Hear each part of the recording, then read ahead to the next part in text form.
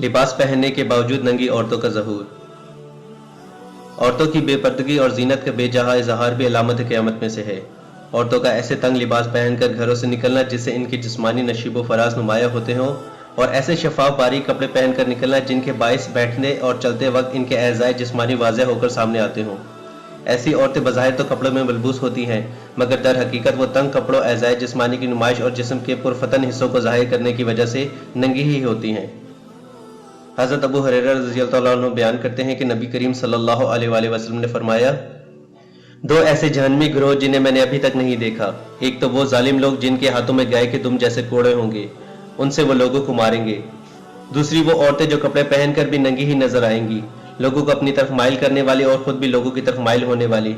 इनके सर के बाल बख्ती ऊँटों की कोहानों की मानंद होंगे जो एक जानिब को ढलके हुए होंगे। ये जन्नत में दाखिल होंगी, ना ही इसकी खुशबू पा सकेंगी, हालांकि इसकी खुशबू इतने और इतने फासले से आ रही होगी। इस हदीस के मायने है कि ये ख़वातीन अल्लाह की अताअत से इनहराफ करने वाली और इसकी अताअत पर इस्तकामत ना दिखाने वाली होंगी, और दूसरी औरतों को फहाशी की तरह राग़िब करने वाली, यानी ये फसाद में मुब्तला और फसाद फैलाने वाली औरतें होंगी।